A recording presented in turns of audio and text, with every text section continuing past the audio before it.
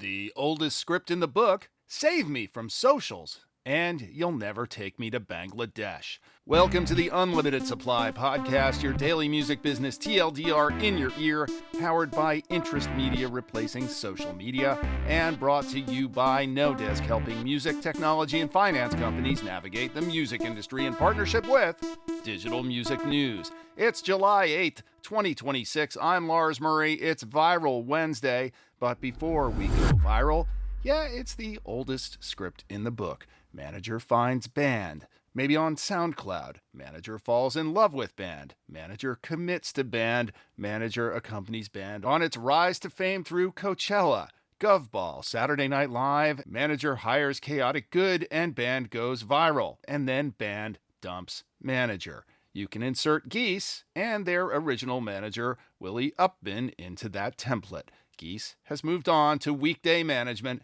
and will be managed by Anna Spaulding and Tyler Richman. I don't know any of the parties involved. I don't know any of the specifics. Who's the villain and who's the victim? Maybe nobody's really either, but it is amazing how often this script replicates. And while we're on the subject of managers, one of my favorite music manager performances in cinema is Richard E. Grant's portrayal of a fictional Spice Girls manager in the 1997 Spice Girls movie Spice World. Why are we talking about a 1997 movie with the Spice Girls, filmed and released all those years and plastic surgeries ago? Well, apparently the Spice Girls have reclaimed ownership of their movie, and they're about to re-release it, which is good news. Spice World, in my opinion, is the second best thing about the Spice Girls after Say You'll Be There, and it's a decent homage to A Hard Day's Night. So, unless you've seen it, cast no shade. Over in Nashville, there's been a half management change, not for an artist, but for Triple Tigers Records. That's the home of Scotty McCreery and also the home of old friend and co-president Annie Ortmeier. Triple Tigers announced that Annie's co-president Kevin Herring would be stepping aside, and they followed it up quickly and decisively with the promotion of Raffaela Braun to take over as Annie's counterpart. Best of luck to everybody, not least Raffaela, who gets to work with one of the best folks in Nashville. That would be Annie. Go get 'em, Triple Tigers. All right, let's get viral. Over at social media today, Andrew Hutchinson is reporting on a Pew Research study that shows that the majority of American adults favor some sort of social media ban for teens and or kids. The number who supported unequivocally the ban is 56% across the board.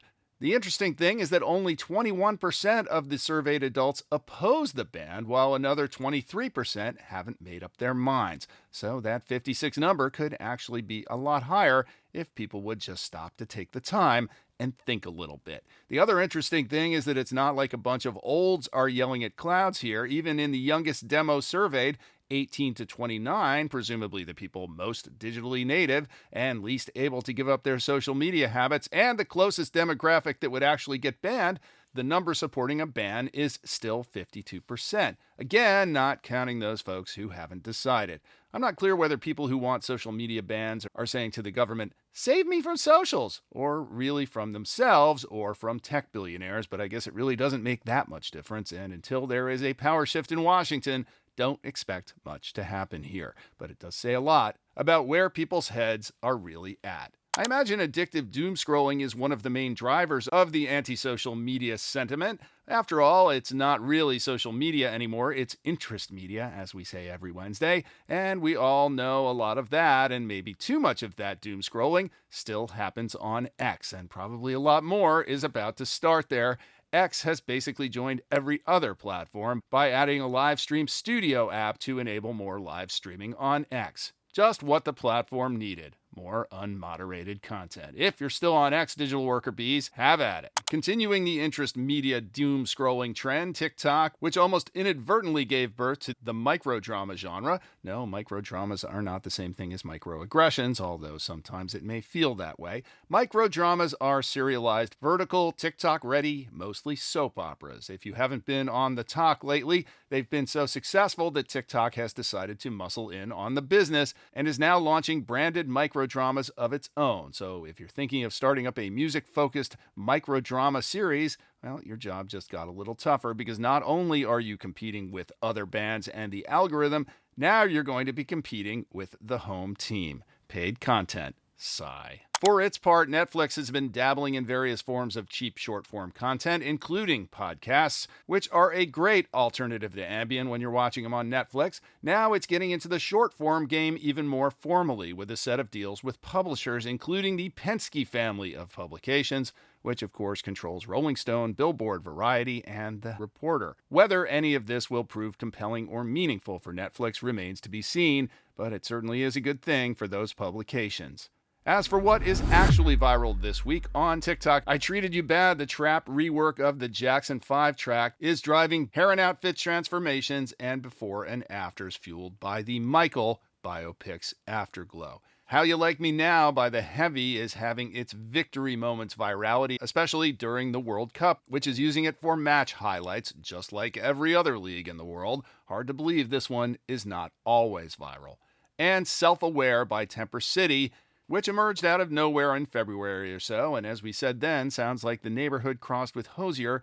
The line, "God, you look so pretty" from Self-Aware is paired with golden hour landscapes and videos of loved ones. Over on Instagram, Bad, not by Michael Jackson, but by K-pop's ATEEZ, is a viral dance challenge winner this week with high energy choreography and lightning fast adoption by creators. On both platforms, Bangladesh by Ian McConnell is the dominant sound of the moment. It's a 49-second absurdist track opening with the line, "You never take me to Bangladesh," that escalates into all kinds of weird demands. It's driving a bunch of lip syncs, videos where people fill in their own asks, a cappella covers, and SZA chants the rapper, and even Lizzo, trying to reverse that brand destruction, have engaged. It's peaking now ahead of McConnell's July 10th album release. And back to the World Cup, Die Die by Shakira and Burna Boy is still blowing it up, as is Game Time by Future and Tyla.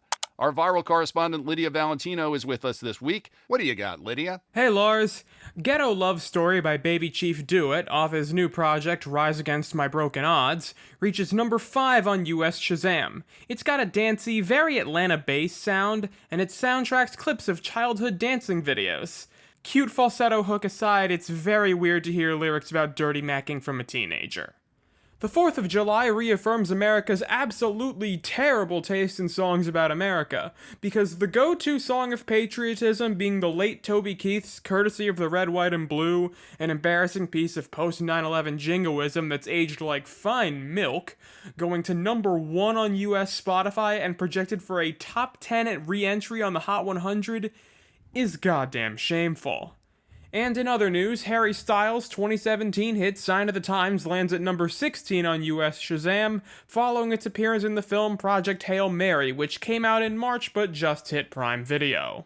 Thank you, Lydia. You can check out Lydia's V30 playlist on YouTube. There's a link in the show notes. And that's another Viral Wednesday. Support for Unlimited Supply is provided by you, our listeners. Sign up for a full year of support and you'll get the full year's membership at a 20% discount. You'll also get a shout out on the show and a limited edition Unlimited Supply Merit Badge trucker hat. It's the ultimate accessory for the music industry insider. It's available at our online store and there is a link in the show notes. If you like what you hear, go buy a hat or at least hit that follow button wherever you get your pods. I live for your praise and encouragement in person, and I get a lot of it, but it helps a lot more if you do it online. Just drop us a rating and or a review on Apple Podcasts, YouTube, or Spotify, and tell a friend or 3, and I will thank you eternally. And now we're on Substack too, so you can subscribe to us there. Links are in the show notes, but you can also visit unlimitedsupplypod.com to sign up for our newsletter, to tell us what you think about the show, to suggest feature ideas, to feed us info, to feed us lunch,